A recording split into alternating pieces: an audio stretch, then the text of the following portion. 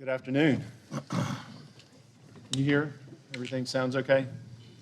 Thank you very much. I know we were waiting a minute for a live stream to catch up, but our friends at home and on Facebook will just have to wait a moment. I think they'll catch up with us. Welcome to our Louisiana Contemporary 2021 panel discussion. Very happy to see you all here and happy for everyone who's joining us online. I have a little hoarse in my throat because we've been doing tours for a couple of days now and a lot of work here at the museum getting ready for a very busy season, moving forward into the opening of our next exhibitions and our great partnership with Prospect. So late nights and early mornings, but this is something definitely worth celebrating, and I'm happy that you're here to do it. So I welcome you on behalf of our Board of Trustees and our staff. And today I think we're going to talk clearly a little bit about the exhibition, about the artists in the exhibition, and about the work on view from the context of being an exhibition about contemporary art. So I want to thank Ellen Balkin, our Director of Education, for putting a program together today, and Amy Newell, our exhibition specialist, who was the coordinator for Louisiana Contemporary and has done an amazing job. And I think all the artists know that work very closely with Amy. She is very passionate about the program. She cares very deeply about the work that's in it and also the artists that are represented in there. I'd like to thank the rest of the curatorial team. They're not here, but Bradley, Richard McCabe, Sam Scoggins, and Selena McCain. And also the Helis Foundation for presenting this once again.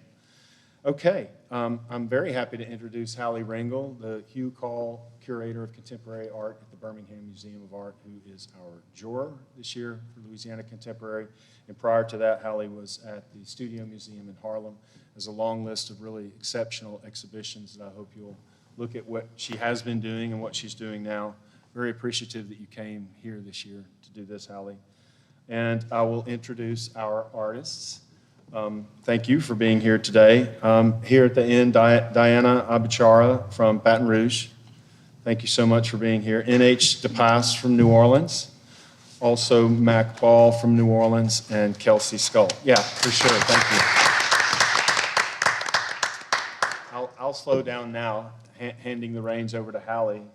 We talked last night, gave a director's tour about the exhibition. So we decided we would be really conversational today. I think my role is to keep the audience engaged as the artists talk and see if there's any questions. And Hallie, thank you. Thank you. And thank you to everyone at the Ogden and, of course, the Helis Foundation. And especially to the artists, all the artists participating, and particularly these four here. Yeah, I'm so interested in how, I guess, you know, Nicholas and Diana, you guys both are looking at kind of portraits through unusual means and through objects. Can you talk about how you came to your work a little bit? Yeah, I guess I can start. Hi, guys. I want to thank the Ogden and the Helis Foundation first. Thank you so much for the opportunity. In terms of my work, it's a very intimate portrait of my mom, you could say. She passed away 5 years ago. And so when I looked at this cutting board, my sister actually was going to throw it out. And she asked me if I wanted to use it for anything, you know, just like the regular cutting vegetables, all these types of things. And as a printmaker, I've studied printmaking in my BFA and MFA. I looked at it and I realized that this could be something. And at the time, I didn't think it was something big. I just wanted to make something out of it, kind of just for myself, as just something for me and my mom. And when I printed it, it was just incredible. Like the layers of meaning that came out of the work was really beautiful. And I kind of also think of it as a collaboration between me and my mom, and this kind of new way of looking at her. So it was like pulling out her presence, I guess you can say. So I don't know. Yeah. Thank you. I think that makes a lot of sense, and I think that's what's cool about artists is taking something like a cutting board and being able to see it in a totally different perspective than someone who just wanted to throw it away. Exactly. And I think when it comes to portraiture, like, is a genre, I think the interesting thing is that that's something that's had such a long-standing history in art history, and I think it's a great thing to like maybe flip on its head or look at it in a different perspective. And like it's a really cool device to play with and like investigate from different angles. So I think it's cool that we both did that and happened to be in the same show. Right, Which is yeah.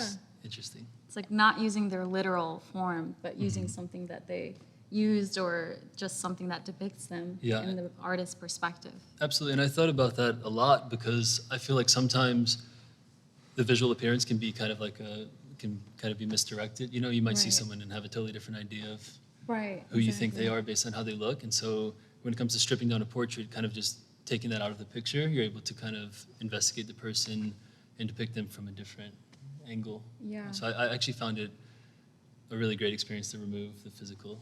Yeah, it could be appearance also a visceral experience too, just seeing the images or this object representing that person. I think it could be really wonderful viewing it in our eyes and giving a person a glimpse of that, like you said. I totally agree. Yeah. I was a printmaker in college, and when I saw your print, it just blew me away.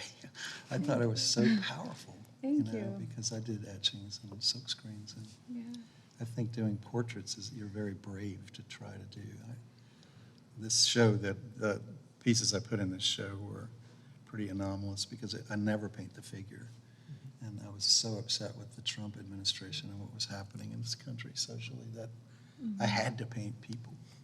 And it was really fun, and it probably has changed the direction of my work in many ways. So. Yeah, and you and Kelsey both kind of thought about legends and stories in a way with King Tut, and then with, is there a name for? Just the woman with the silk ribbon around her neck. Yeah. We know who you mean. And changed those to mean, to bring, meaning into our lives now. And Yeah. so can you talk about how you King approach Tut. these? Yeah.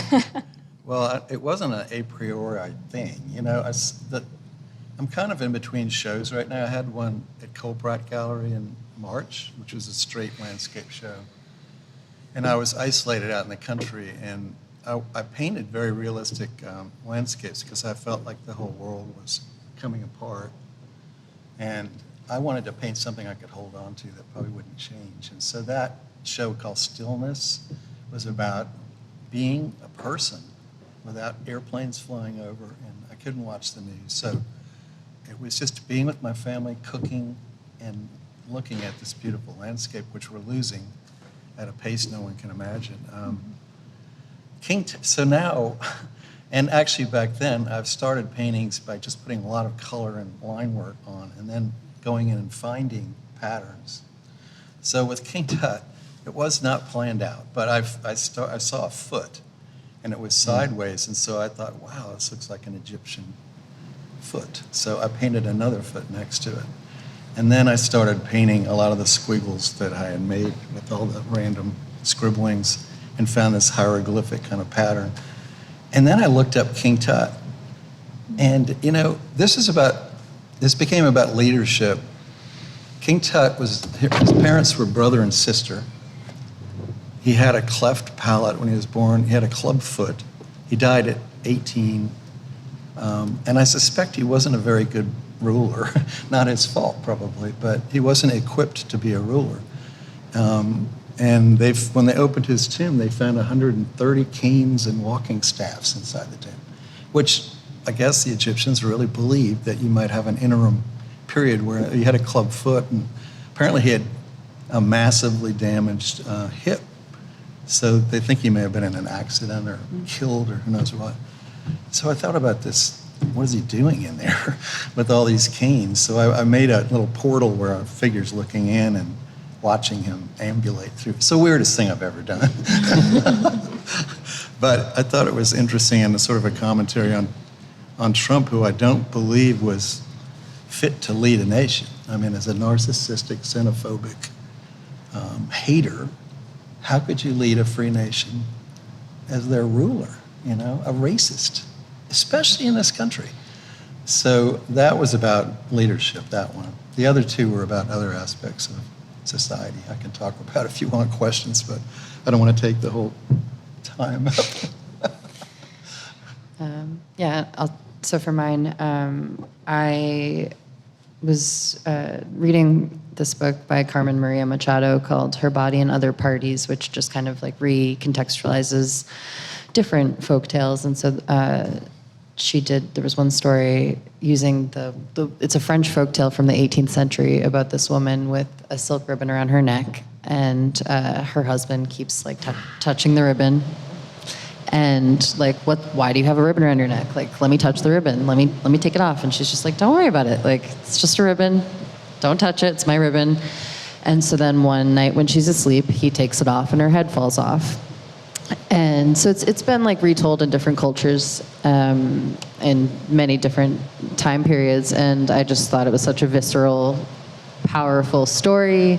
And so in tandem with that, at the earlier side of the pandemic, I had went to the Pharmacy Museum in the French Quarter, and I was just interested in kind of like medical histories and how we've treated plagues over time. And so that was kind of why I went to the Pharmacy Museum. But while I was there, they had an interesting section just on like how they had treated melancholia in women over time, and all these like insane like medical treatments of like melancholia, so just like depression. And so I was just thinking a lot about like these two things in tandem. And so my piece just kind of, I wanted to retell this story of the woman with the silk ribbon, but in a way where like, you know, her head doesn't fall off, but like what if we could kind of recontextualize it in a way that's a bit more empowering, and then kind of tying in this like medical history of, you know, treating women for depression with like these things, nonsensical treatments, and also just like not really engaging the patient in how they are treated for their ailment. So I just think that folktales, the nature of folktales are they ask to be retold and reimagined, you know, through all different cultures. So I think they're just like so rich for that reason, and very rich source material. So. I thought that was so strong. Mm-hmm. Just especially when the doctor came in, and instead of looking at her, he looked at, I guess, her husband, and he's like, "May I?" Yeah. And in the end, you could have asked, like, all of it. You know, it's just so strong and really important throughout all time in history, I think. So. Is the reinterpretation of myth and folktale like a constant theme in your work? Or? I keep coming back to it, and it just feels like, you know, they're classic for a reason. And No, I totally agree. I'm a fan of it. So. yeah. That's cool. Hallie, I have a question for you. You'll have to tell us if you can hear. I know the air conditioner came on, and we made this air conditioner from some spare parts. So it sounds like it. So our panelists, you may have to sometimes get very close to your microphone. But Hallie, just listening now to the artists, we have a portrait sort of discovered, Diana's, and then H is sort of very constructed, and Max truly painted into existence. And then Kelsey's very much approached from a historical research, passionate method. Did you know there were 4 portraits? Is that what you were? No. Thread? Me neither. Yeah, just putting this together now. It's interesting. It's so funny when we were talking about this last night, but when we met NH's mother, we were like, "Yep, that's her." Did not need a photo. You didn't need anything. It was, your portrait is so spot on of your mom. And She showed up to the opening in like matching like head to toe with the mask. I was like, I want to be this person when I grow up. incredible. I think I had like an advantage doing a portrait of my mom because I've known her for 30 years. You know, I'm not conscious all those 30 years. I guess when I was really little, it's in there somewhere.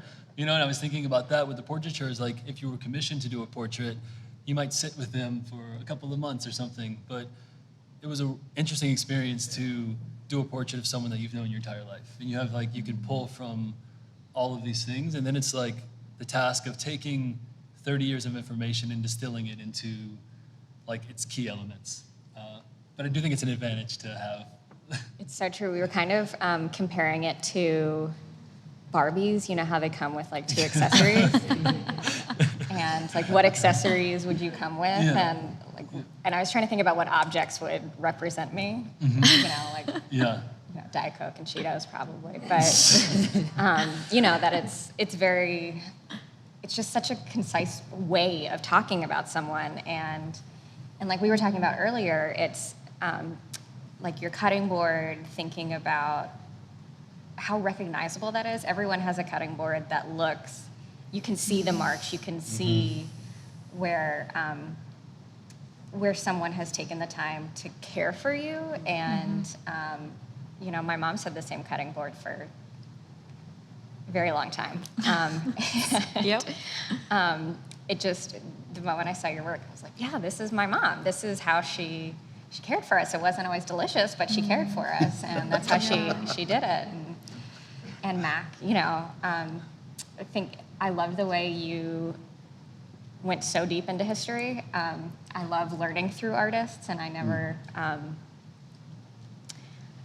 never learn quite as much as when I talk to artists. It's almost exhausting because they do so much research, and artists are the most like, intense researchers I know. And I'm coming from an art history background, so you think it would be.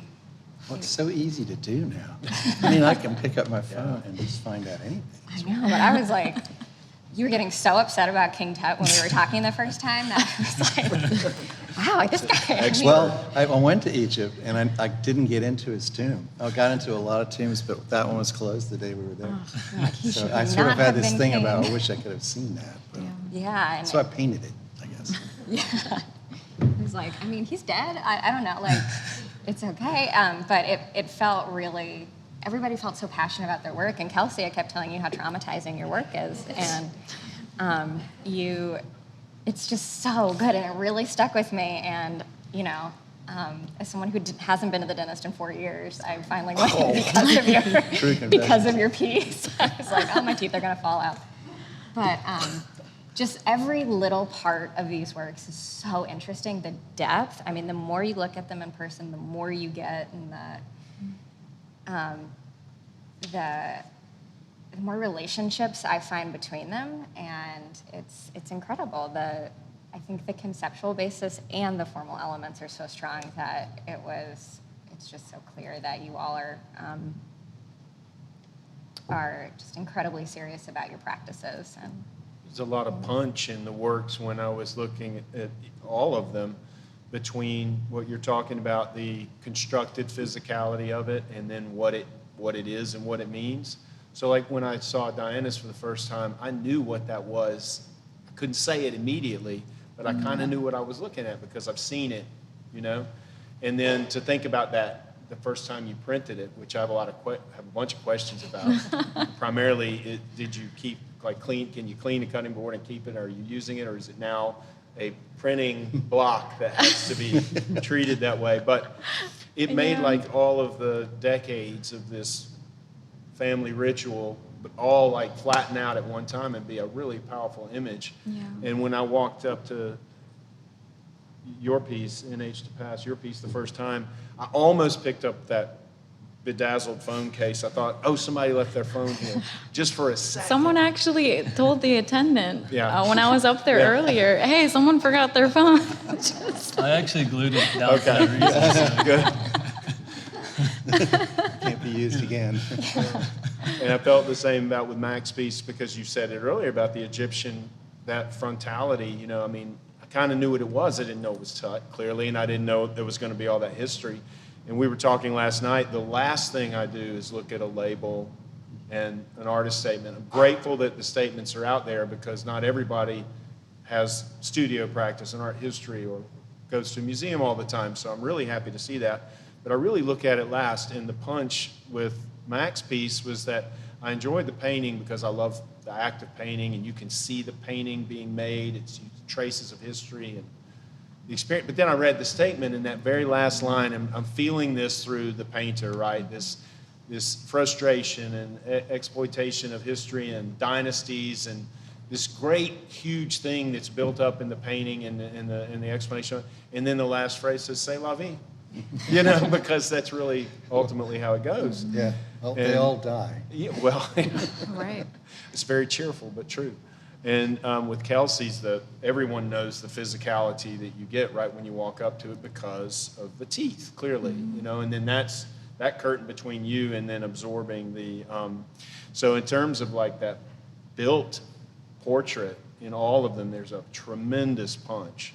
Doesn't keep you from getting in it at all, but it's definitely, maybe it's an anchor at first. Very powerful. It's interesting that I don't want to paint paintings that need a cliff notes to go with them. You know, I think your piece and Diana's didn't need that, you know. I don't know about ours. Ours had to be explained somehow, you know, and too much explanation can be not such a good thing for painting. And it should speak for itself, I think, but given what I was trying to do, I had to do that. I don't think anybody would have understood it, so. Well, I think it works. We hope that during the course of an exhibition, when we're not, you know, thankfully at this moment, people can come to the museum with a great degree of, I think, comfort and confidence in the experience. But people generally build that up through multiple visits, you know, Right. an understanding and an investigation. And now, as you know, going to museums, a lot of people experience it briefly in person, and then, you know, take the photograph, and then they look at that later, and that's how they're going to investigate the experience that they had. So I like the statements. I agree with you completely, but I do like having them there. It's fun to write. Yeah. Yeah. And I feel like with Diana's piece, but particularly, like, it's such a visceral thing. Before you read the statement, it's like clearly a very evocative, emotional piece, and there's a heaviness to it, and a darkness, and you know, when you realize it is about grief, and like, you know, there's a very, not a violence to cutting, you know, but the intensity of cutting, but then to have that then be imbued with such a warmth and a tenderness. And I find it's so powerful to take something that it's a very visceral act to slice and to cut, and then and grief itself is such a visceral, dark, you know, powerful experience. But then at the same time, the love and the tenderness is there too. And so it's just like it's such a like, before you even read it, you're already like experiencing a lot, and then when you understand just like the context, it's just like, what am I looking at? So I just I think the size you was so helpful much. too. Yeah, I mean, if I- she used a giant cutting board, I don't think it would have been so powerful. And Yeah. the fact that it was so intimate and small. I don't know what she fed you, but it must have been just eggs and things. you know? No, it was everything. She used that cutting board for so many years, and you can buy one just really Yeah. cheap. It was a cheap plastic. Like I remember, it's green, and it's like, Oh, really? it's small. It's yeah. green. It's a green color cutting board. So, I thought it was wood. insider information here. No, it's a plastic. It was one of those plastic ones. That's really, Yeah. That changes everything. And all right. Yeah, first time printing it. I know you asked that. Yeah. It was weird seeing the lines as the piece rather than just the cutting board. And I experimented a lot with color, layering, and ultimately I found out that the more that I applied ink on it and used like these chemicals to take off the ink, the more that the thin piece of plastic was becoming less reliable as a print surface. And so it's kind of sad, but the best print I could pull off was this print in the museum. And all the other consecutive pieces that I have are a little bit lighter. And as the pressure of the press through every print, the lines became more duller. And so they are truly monoprints. And I think it's kind of beautiful. I had a professor help me see, because I was like really upset that her lines were fading. Because it was this one thing that I found that was hers, and I could bring her back in my kind of experience in a way that I didn't know I could. But it kind of also, it's like simultaneously talks about grief, even more so the passing of time and the dullness of those lines and how they become less sharp. And I thought that was beautiful. Yeah, it's Although kind of it was letting her go. yeah, and it was like, it forced me to continue with the healing. And that for me, I didn't know that all this stuff could come out from this one cutting board. But yeah, I used another cutting board, but most of the series was with this one specific cutting board. And right now I have it stored, but I think I might throw it out because it was, it was used enough. And I feel like it doesn't want to be used anymore. So, yeah. It's useful to know. Yeah. William, how have you seen Louisiana Contemporary change over the years? It's remarkable that, it's dramatically different. And we don't have any of our friends from Helis Foundation here, but Jesse Haynes, who's the director, we have a variety of work that comes, and, some of it is more of what you might expect if you look and see the art that's being made in this community or in Louisiana and the community of artists, and even in a certain area or region, there are ideas that are coming together and approached, and sometimes there's some really challenging ideas, whether it's local or personal or regional, national, international. Art is used as a vehicle that way. So one year the exhibition was mind-blowing because it tackled so many things. It was the year that Chantrell Lewis was the juror. And it was somewhat jarring in some of the different ways that you perceived it all in one room. So I always want to tell the presenting sponsors who've given us a lot and invested a lot for the artists to be, untethered in this concept of creating contemporary art. And her response was, thankfully, being a foundation director, she said, well, the artists are certainly responding to our times. And ever since that year, I thought every year it's so radically different. I guess our times are radically different. So what's been really unique about this year and the fact that we have the artists assembled today, I've seen this really interesting.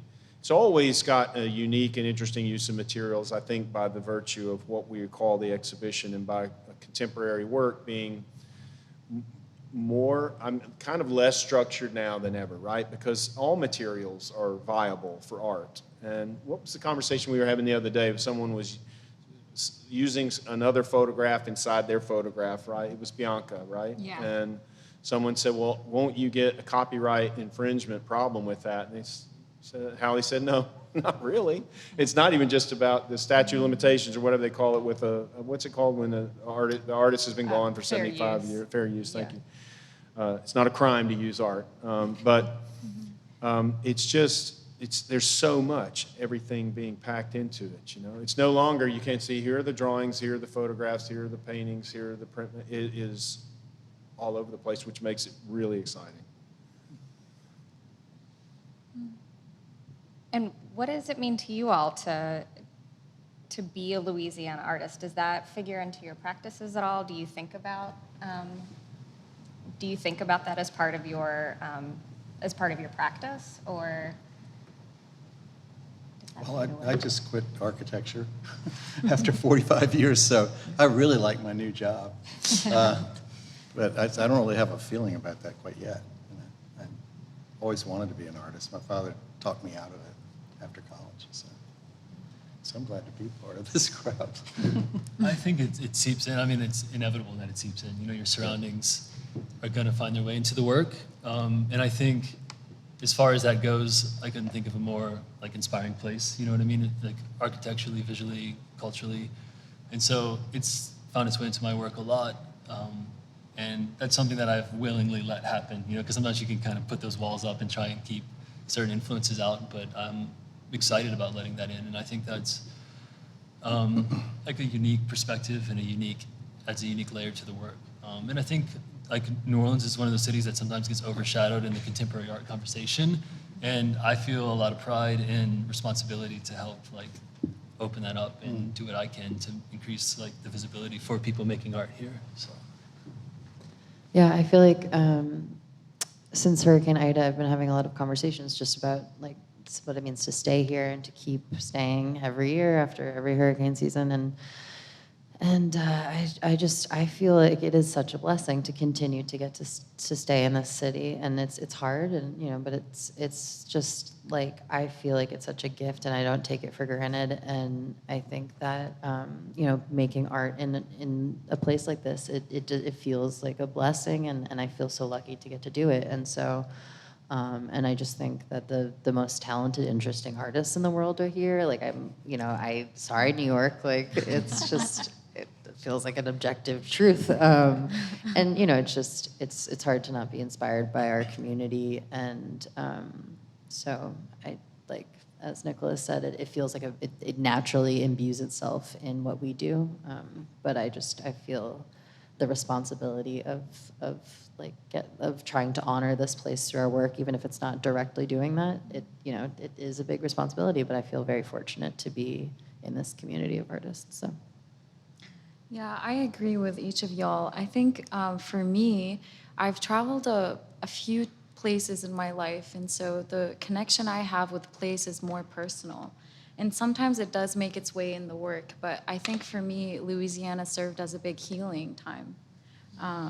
I completed my MFA this May at LSU, and it's been thank you. It's been such a healing, transformational time for me, and that's what I take with plays. And it does make an appearance with work, but it's more of a personal connection. I also feel like this is on a different note for making art here from like a logistical perspective. It is a great place to make art. I went to grad school in New York, and it was a pain in the ass to make art in New York City. I could spend the entire day going to Home Depot to get one thing, and there goes my day of making art after work or school or whatever. And so there's a freedom to get things done, Yeah, I used to do studio visits in New York when I was working there, and I would go see people that had just gotten their MFA, and they would have had studios through their school and lost those studios after graduating. And so their MFA work would have been really, really, really big. Yeah. They're like 7 feet by 9 feet, whatever. And then all of a sudden, their work shrunk like to this, and you were, It's tough. Yeah, a lot of artist bedrooms, a lot of, where they're like, well, I make work here and I sleep over here, and it's not the easiest place to make art, and there are a lot of support systems in terms of exhibitions and collectors and galleries and grants and residencies, and I feel like that here, that's happening too. Like this exhibition seems like a really important form of support for artists, and also important in terms of building pride for people, for the audience. I'm coming here from Birmingham, and people don't know the number of artists that are from Birmingham, because we don't have an Alabama show really.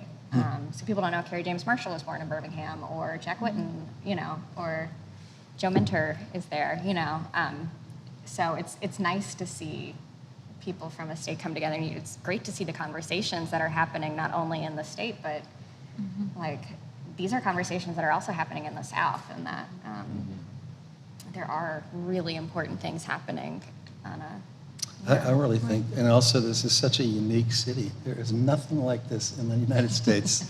It's like a European city, and it's so beautiful.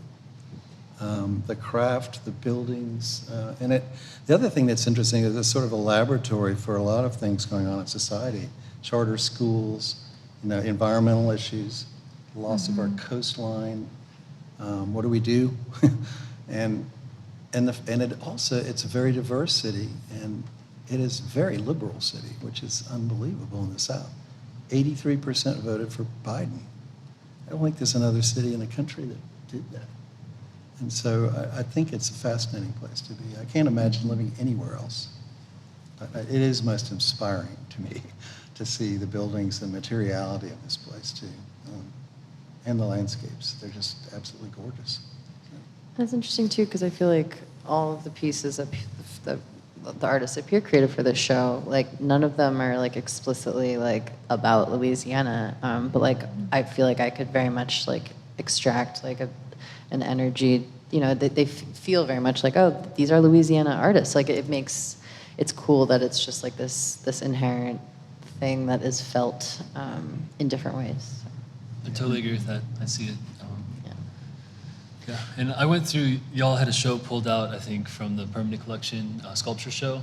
Built. And I saw so many boxes, and I was like, I'm making boxes too, you know, and I didn't really think about it. And I was like, there's so many people doing shadow boxes, boxes, and just any type of box in this wood. And like, I was like, that came in somewhere through, I don't know, you know, but I make boxes primarily, so I found that kind of incredible. That's a good statement. I mean, I could have said it probably a little more clearly. No, I like it. It's I think you're really, everything that you've just said is what we always hoped the exhibition would be about, which is to lack definition. Yeah. Because you supply it with the juror, and then the juror works with our staff. You know, the exhibition is going to become some kind of statement. It just happens. You can't avoid it. And it's the artwork in relation to each other. It's the artwork in relation to the viewer. It's the viewer's experiences prior and the ones they have while they're with the artwork. And so we know kind of all of that. What we don't know is what's going to happen every year, how it's going to change. And even in relation to the four artists that are here today, Amy might know better, but I think, Mac, you're maybe the only one who's been in Louisiana Contemporary before. Have you been, Kelsey? So every year, it's such a small percentage of repeat offenders, you know, and it really keeps it so vibrant. And the last thing I want to say about that is kind of what you were saying about seeing the historical work. If you don't sort of relate to what's happening now, in the future, you won't understand what happened then, and you'll lack some of the context that makes it so rich and Have you ever evident. considered doing a sort of overall arching theme so people could all kind of see something from various perspectives? Or would that be too limiting? No. I'll tell you, when Louisiana Contemporary was conceived, I thought, well, we just gave a couple of, the prescriptions were you had to live in Louisiana and you had to be over the age of 18. Don't ask me why. I think it was something that everyone said legally, that's just what you need to do. And then we had naively, we put some size restrictions because we have a freight elevator and stairs, and there's certain weight that you can only carry. And the artist completely blew that out of the water. You know, they said, oh, you only want 96 inches? I'm going to give you a 3-mile book. I remember this one piece that came in. It was astonishing. And so we've had to carry things up the stairs. We had to do all kinds of things to to manifest what the artist has done. And so, Mac, to answer you, I think if we prescribed something, it would completely be ignored and eroded, and we'd get this really... You're dealing with artists. Exactly. So we like the artist to sort of create that narrative. Yeah.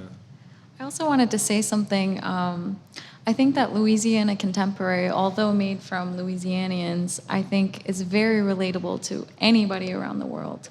And I think that the messages, it's the human experience, and it's just really wonderful to see the connection not only in people from a specific region, but also throughout like all existence, I think, and the human condition. So it's wonderful to see that.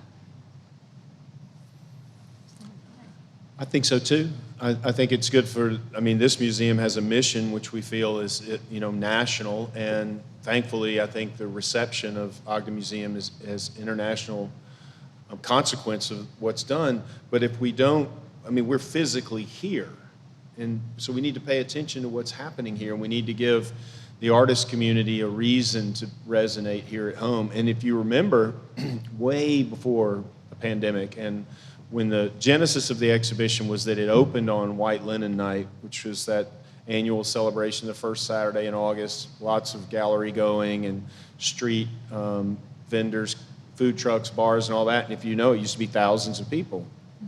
We would have the opening on Saturday night, and I think the biggest one we ever had was 2,100 people. Another year was 1,800 people. That was a slow year. And then we realized that the artists can't see the work and the visitors can't really see the work. And thankfully, when Helis Foundation started presenting it, they said, this is really about the art and the artists for us, so we want to do that party, that celebration for the artists on that Friday night before. And it's been really great to make sure that it's an artist-centric, artist community, artist-driven. And as I think Hallie and every other juror knows, it's no holds barred. I mean, the artwork comes in. Hallie, you looked at a lot of work. You know, it is very active. You know, I mean, it's amazing to see how many people are working here. But there are some we pointed out this year. I want to say, because all of you are artists, you've mentioned where you've got your degrees and your experience and your other exhibitions and things. We do always have people who are sort of what I call the discovered artists. They see this opportunity because you don't have to present any kind of credentials. You know, there's no membership card for being an artist. And so we have people come in and say, I didn't really think I was an artist, but I wanted to see if this could be shown or other people could see it. It's really cool. That's the technical term. Very cool. Well, it's nice that we can meet other artists in the community, because usually we're in our studios and we don't see anybody else. Right. So I'm happy to meet these guys and Likewise. feel like friends. Good thing about it. I also think for an artist, being in a museum is a huge deal. And it's not something that easily happens. And so I think kind of having this exhibition where you can show your work in this setting is huge in a lot of aspects. Yeah. Thank you. Yeah, this was the hardest jury I've ever done. Done a few juries, and I mean, Amy knows it was kind of terrible in that it was so difficult, and I kept calling my husband in to be like, okay, this is the selection I've come up with. Okay, we got to narrow it down. You know, like I got to do this. And I just had such trouble with it because it was very competitive. The work was incredibly strong, and I've been working with this artist lately, and I've been helping her apply to different things. And I've never applied to things as an artist, so we applied to like the South Arts Prize and things like that. These applications are rough. I mean, to get your work to look good, and I've only ever been on the jury side before, so like also kudos to you all, especially Kelsey. I have to say, submitting video is probably the hardest thing to do in a jury like this, and your application was wonderful.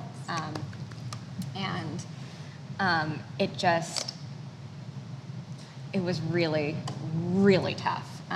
And so I don't think people understand how hard it is to be an artist, how many times you have to put yourself out there, how much administration there is to being an artist, and how much of business knowledge you have to be successful. And so it's a tough industry. And I was grateful because I constructed the tooth tapestry for this show, and I just wrote about it. I was like, okay, so I'm gonna have like a curtain rod and then like 200 teeth like hanging from thread. I was like, it didn't exist yet, and I was grateful that like if this show forced me to make this insane sculpture. So I was just thank you for just taking it on a whim and like for my word that it would turn out okay, because I didn't know if it would turn out okay, but. I mean, I read that and I was like, yep, that's I thought that was so successful and really immersive into the piece, so good job on that. Yeah, not real teeth, by the way. Next time. Well, I'll mail you some just anonymously. It'll be great. Yeah. Do you all have any questions? How many of these have there been? How many LA Contemporary? Was this the 10th year? Yeah, thank you. Yeah. Yeah, it was the 10th year, and it has not really lost any vitality. And I know Ellen put together a program we're all sort of dealing with, you want people to be safe, first and foremost, healthy, happy, and you want everyone to be able to have the art experience in the best way possible. And so we did a lot of planning, or I should say Ellen and Amy did some great planning in that sweet moment back last May when things were really going well and we had no restrictions, and we made some plans for 10 years of Louisiana Contemporary artists to come celebrate, and then we had to scale it back because we needed to limit the capacity to make sure everybody felt comfortable. But that didn't diminish really, I don't think, the celebration or the fact that it's been very, very strong for 10 years. And we've had, some great jurors, and I will tell you a secret about that.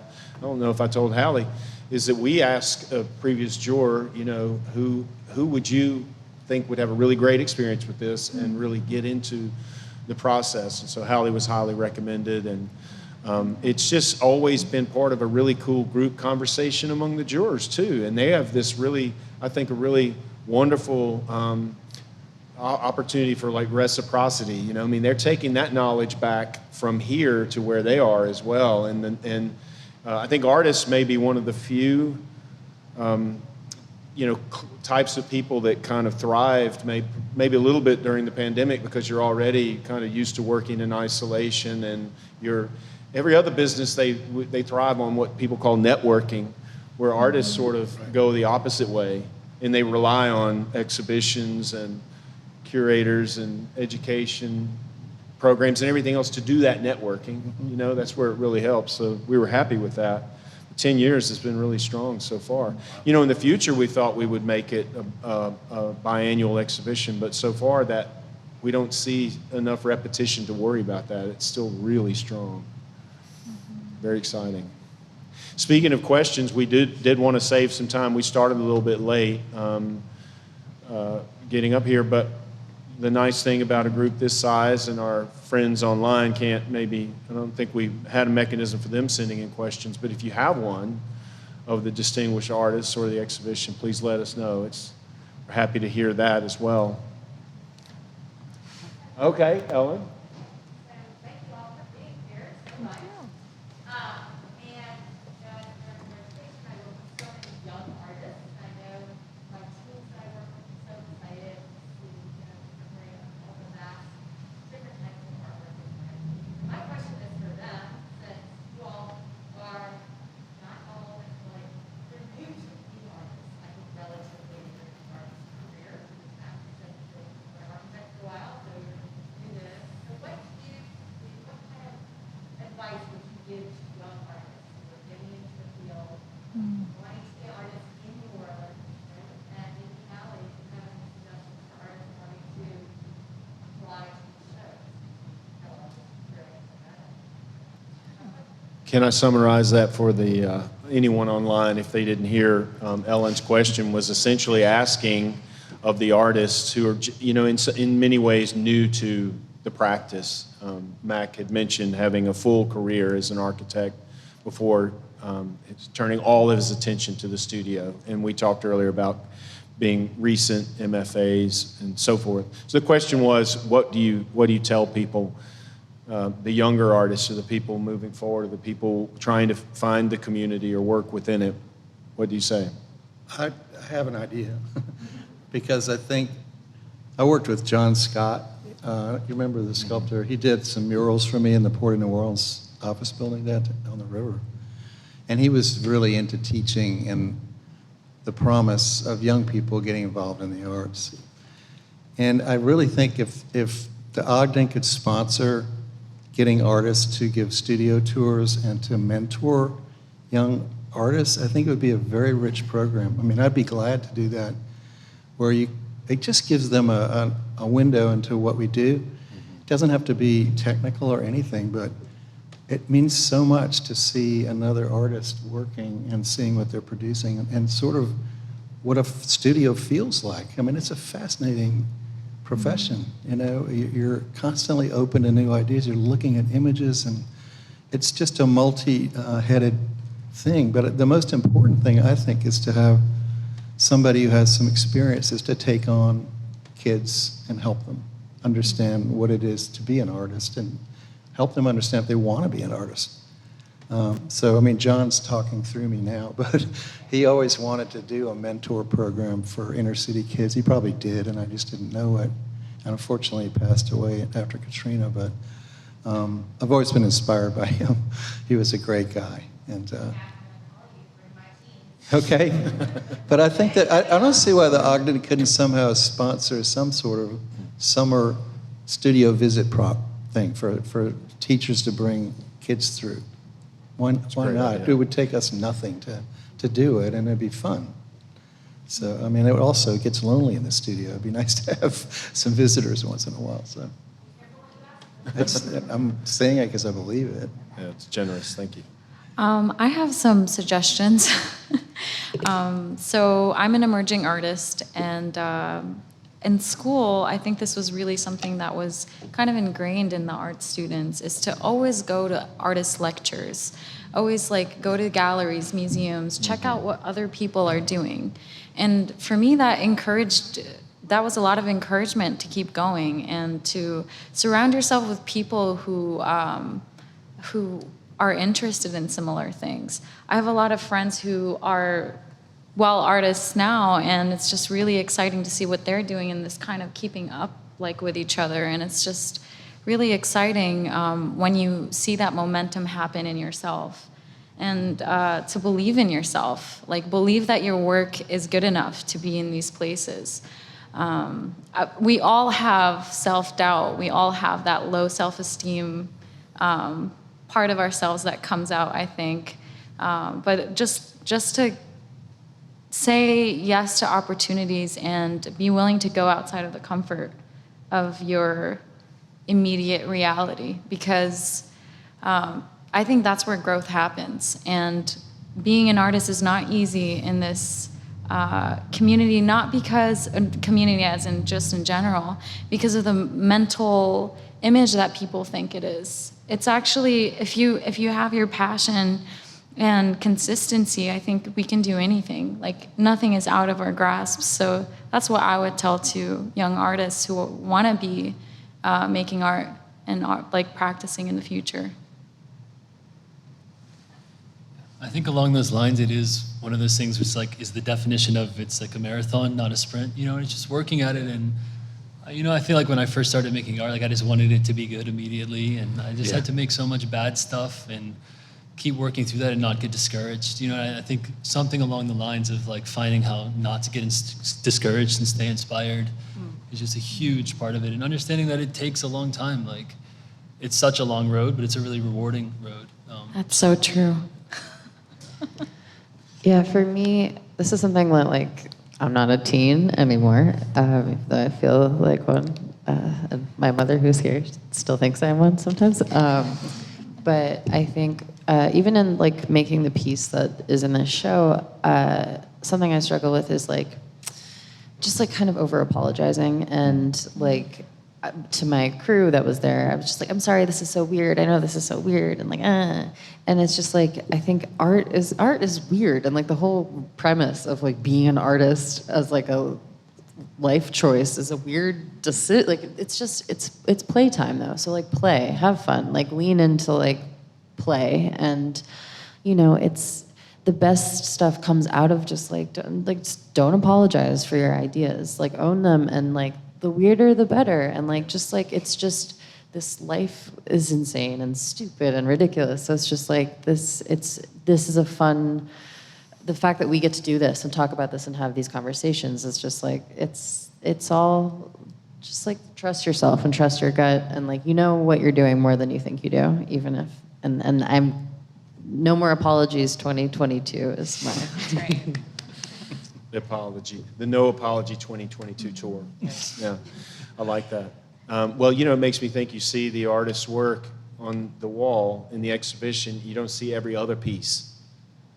And I think every artist would probably agree, at some point you become the artist that you are by both working towards that, but also having other experiences that you consciously reject and say, I'm not that artist, or I'm not this one, and I don't like that material, I don't want to do that, and you get to that certain point, and there you are, and it isn't overnight at all. And most of us still, either we're apologizing or we're sort of tentative about it, because you may feel at one time you're in the studio and you feel good about it, you feel accomplished, you feel like you said something or did something or represented something you wanted to, then you can walk right back in there the next day, nothing's changed, the artwork's the same, and you look at it and you say, what is that? What does that mean? Why did I do that? I don't turn that over, get rid of it. It's incredible what inspiration can do. I mean, I remember seeing Antoni Tapier's show in New York. I thought I knew what I liked in art, and I saw this stuff, it blew my mind. Yeah. And I remember when I went to Chapel Hill, I was going to be a journalist because I wanted to be a political cartoonist. Because I loved McNally's cartoons. He went to UNC. And I took a history of art gut course, and I had never seen the history of art before.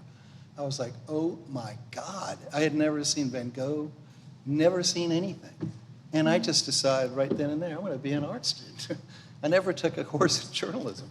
But I think if kids could get a sort of broad overview of what art is, it's fascinating, and it's just life-changing. It's the most valuable thing society seems to make, you know? Yeah, for sure. Look at the cost of paintings that are being auctioned. That's a good thing for our country to actually be that way. I'm surprised that it is, that it venerates art that much. But Definitely an icon there, you know? But exposure for a young person is so key. And unfortunately, we don't have the museums like New York that you might have seen when you were there. But we do have some pretty good museums, and kids need to get into them and see what's there. And I think it's important for people to see the range of art that can be made. I think Kelsey said something that really struck a chord with me. It's just own it, whatever it is, whether it's photography, printmaking, or some kind of multimedia sculptural thing. Like, there's such a range from hyperrealism to the most abstract you can think of. And it's really important for everybody to see the possibilities that art can be. So, Painting That's a is great not point. dead. yeah, it's not You dead. know, when you think about music, there's only, 12 notes? And look at how much music's been made from those 12 notes. So, I mean, I think we're in the young art era. I think there's so much more to be done. Right, yeah. Yeah, I mean, I often tell artists not to chase the market, which is really difficult when you're trying to make a living. You want to make something that people can buy or people are interested in at that moment where the market is. And so I understand what hard advice that is to get, and at the same time, chasing the market doesn't make a sustainable career, and that's really difficult to do that. So if you are, I tell artists to apply to everything, and I once asked a friend of mine how he deals with rejection. He's like pretty successful now, and I was thinking about the number of residencies and exhibitions that he had applied for.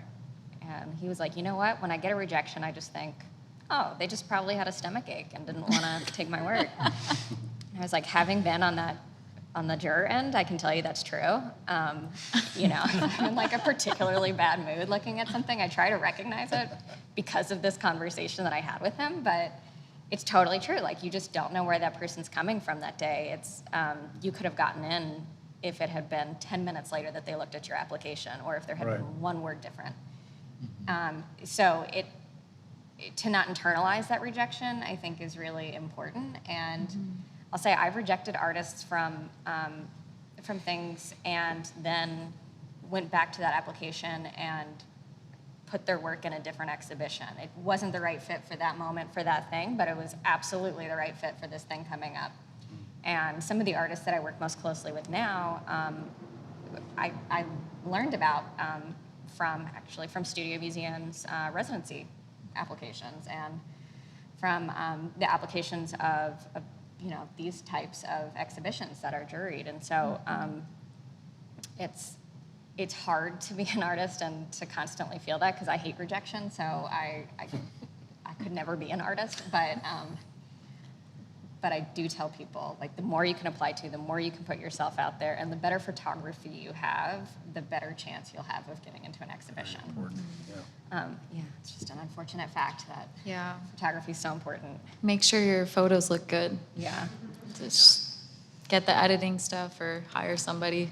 Yeah, and I think that's not only because of applications, but because the majority of people who see your work see it online, because only a handful of people can come actually see it in person. So it's going to live in that space, and people are going to experience it in that space, like, for better or for worse. It's so true. And so many applications, you only see the work. You don't see anything else about the artist. You don't see their name. You'll see the title, the year, and the material, and that's it. You don't see the artist statement. And so if you don't have that additional material and you're looking at it like a weird cell phone photo, I get it. Like, I've tried to do that. It just doesn't work. hard. The process, you know, we've always done this process and made that decision. I think you maybe might remember a long time ago, it was by slides, which was a small Kodachrome 35 millimeter transparency mounted in a cardboard or plastic square. And at other times, there would be where artists actually had to submit actual pieces, you know. And I have to shout out to Amy for the past couple years when there are people who are so disengaged from exhibition as a way of life, even though they make work, whether that's because it's a challenge or not enough opportunities or just weren't interested, they will not, you know, be real practiced in doing it. And I've heard Amy a couple times say, because it's might be a local or an artist in Louisiana for sure, and she'll say, well, if you come by the museum, I'll take a photograph of it for you. And it's so incredibly thoughtful. And I say, don't do that. I mean, you know, they'll figure a way, you know, at the same time. And I know we all want it to be that type of show. But, and what Max said, you know, we're so lucky though. I mean, yes, you want more museums, but if you turn the equation around, and I'm sure there are places, you know, that have less than we do for sure, that in terms of population, in terms of state or even region. And it's not uncommon when I was teaching university studio classes, and we took a group of, you know, the architecture school would take a group to New York, the fine art school would take a group, and every time I went, I had students who were going to a museum for the very first time. College students enrolled in a department of art, getting into a museum for the first time, and also getting on an airplane for the first time. It was always a real eye-opener. Yeah, speaking of that, it wasn't pre-internet, but it was not when the internet was everything that it is now. So Yeah. wow. I remember that. Mm-hmm. Happening to me. Yeah. Did any of our audience think of questions? Okay. A little, yeah. You can come up. Yeah, you can. Yeah, so I'm thinking of how transformative it is to make work that's so personal to you. I wanted to ask the artist if the work has revealed anything to you about yourself. Did that register? That's a great question for our audience online. The question, very insightful, was the work is so personal and revealing for the artist through the process. What did it reveal to you about yourself? Well, for me, I've been painting landscapes, right? And this is completely different. So it's making me wonder whether I shouldn't be doing more of this because I think it's much more interesting and engaging. And it's probably my nature to do it, although it's difficult to change horses after what? I've had 7 exhibits of landscapes. This was like a sketch problem for me, and it really brought out a lot of things that I really didn't know I was capable of or could do. So I'm kind of worried about it because I want to do more of this, but I don't want to leave behind all the work that I've done before. But that, in saying that, I do believe there's something more valuable to taking on issues that deal with race and history and people's relationships with each other. So I'm kind of I've finished a show. It closed a week ago in Richmond, and I'm sort of casting about for something new. And so I'm actually doing a lot more of the sort of things that I had in this contemporary exhibit while I'm trying to figure out where I'm going. But I think it's going to lead me somewhere. Where, I don't know. But probably to the next LA Contemporary. Probably put something in. So.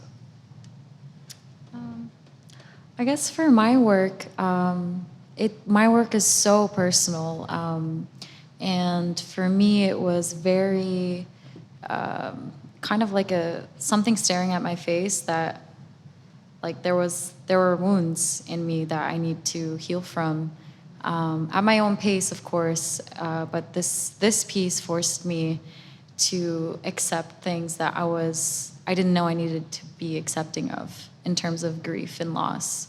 And so that was very transformative for me. Yeah. I did 4 portraits of my family, so my grandmother, my brother, my father, self-portrait. So there was just so much mental time and self-reflection, spending like time with my family in my head and like working on my relationships to them, And I think something that I saw that was interesting to me was, like when I'm trying to distill someone into a portrait that's like also furniture, is like parts of me that are in them and parts of them that are in me, and kind of confronting that, you know, because there's parts of your family that I feel like a lot of us want to reject and like say I'm not them in this way, or they're not like that kind of thing. And so I think there's a lot of coming to terms of being like, oh, I'm kind of looking at it from a removed perspective, and I see these things that I should maybe come to terms with, and I see these reasons how I'm just like my dad that I didn't think I was, and you know what I mean? And those kind of relations were like really fascinating, and it's kind of scary sometimes to make super personal work and bring something to the forefront of like your family or something personal like that. So I think confronting that was kind of like an awesome experience, and I'm glad I did it. But I don't know if I'll do it again. I think I got it taken care of. For me, the last big show I was in was called Lucky Art Fair in 2019, and we had taken over an old hotel in Mid-City that was about to be demolished, and we curated 30 artists, got to take over each of the rooms, and they could create an installation, do whatever they wanted in each room. So you're like walking in this old hotel, and every room had a different installation. And so I got the kitchen, and me and my collaborator on that piece, Erica Christmas, she had kind of written this story that we worked from about this woman named Miss Wanda. And Miss Wanda was at work one day. It's set in like the 1970s, like kitschy New Orleans fever dream was the vibe. But so she's at work one day, and she's just like super excited to get home from work and eat her can of oranges, and just like all she's thinking about all day. And then she gets home, and her husband had eaten this can of oranges, and so she accidentally kills him. And so the whole kind of installation, we created this, we tried to make the kitchen feel very much like a 1970s New Orleans fever dream, and kind of create this space in the fridge. It was called the Forgive Your Wanda altar, and we each invited like our community members to come forgive their Wanda. So for women and non-binary and femmes to kind of bring an offering to the Miss Wanda inside of them that might have like accidentally snapped and killed their husband over a can of oranges. So it's the second project back to back about a woman that like there's this kind of, you know, protective like violence in a way. And I was in a domestic violent relationship for many years and have been working through extracting myself from that. And so I'm just kind of like realizing these projects were like this empowering thing that I'm not really like clocking until I'm done. And I'm, you know, it's like I feel like I have a lot of empathy and tenderness towards these female characters I'm creating that like do, and it's not like a revengeful violence. It's, you know, it's like the Forgiving Your Wanda altar, and just kind of like creating this like kind of alter in a way to this woman with the teeth thing. It's not like fuck men, excuse my French, you know, like let's kill all men. It's just kind of like really forgiving, you know, the parts of ourselves that like do have this kind of response in us, and like holding space for that, and healing from like the violence that was subjected to my body, through this way of kind of reclaiming the feminine body as a site for like our own ability to protect ourselves. So, which I didn't even like really recognize until you asked that question. So that was a really good question. Yeah. Thank you. Hallie, I think we have time for another conversational run.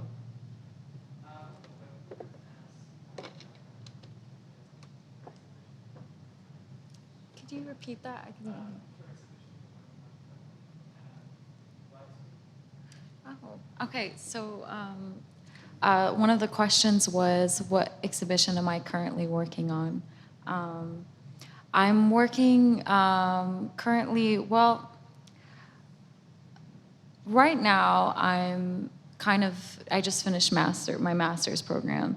And so a recent exhibition that I did that will hopefully be on display somewhere soon was it was pretty big. It was a lot of screen printing, and the installation was basically response to a talk therapy called Saying Hello Again. And this talk therapy, for me, was very therapeutic because this whole project, I really researched grief. And so there's this one question, I was talking to Hallie about it before we came up here, and this one question that the whole installation is based on is, if you were to see yourself through your loved one's loving eyes, and this loved one is the person who's passed, what would you see? And so it was a really interesting way to reframe the way I thought of my mom. And so I think the photo was on the screen earlier. It was just like layers of this text over and over and over on each other. And so I hope to continue making work like that and put that on display somewhere soon. I actually, there's a museum in Connecticut, New Britain Museum of American Art, that kind of was talking to me and are going to give me a slot in 2023 to display work like that. So yeah, that's what I'm currently going for in the future. So thanks for the question. And I'd love to hear from all of you about what you have coming up, or something that's recently completed. Nothing. My kids. I wish. Okay. I'm about to start a residency at the Joan Mitchell Center. So I'm really excited about that. It's going to be 5 months. And I'm hoping to make a new body of work that I'll hopefully show. And I'm currently making it about fishing in Delacroix, South Louisiana, and I'm wrapping in all that that entails. And part of that is the disappearance of that area. And then part of it is, I think, maybe from a national perspective, like a misunderstanding of the type of people who live and work there. And it's kind of just all seeping into this one thing. But when I make work, a lot of times it's things that I'm like actively doing. It's really hard for me to make stuff that's like feels way out there. And so if that's something that I'm doing, and it kind of goes back to family, like with my brother a lot, frequently we're going out there. So it's found its way into the work, and I'm gonna try and see how that kind of like comes to life over the next 5 months, so. That's awesome. Congrats on Joan Mitchell. Thank you. That's great. I am shooting a short film in December that I wrote. That a lot of my other work, I do these like orange peel, like skin tapestries where I like sew together like these really large orange peel tapestries and in various states of decay. So I really wanted to like write a project where I could like cover a room in orange peel skin. So the film is kind of taking my creative practice but through the story of this woman who falls in love with the mortician that embalmed her grandfather, and most of it takes place in her her mind and like in this psychic void of like her psyche, and just kind of through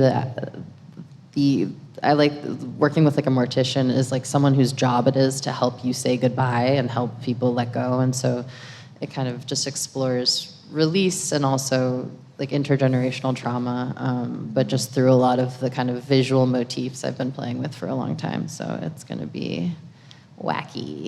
Excited to see it. Yeah, knock on wood. Thank you. Well, thank you, Hallie, very much. Thank you, Diana. Thank you, Nicholas. Thank you, Mac. Thank you, Kelsey. And our viewers here, thank you so much for being here and celebrating this today. Thank you.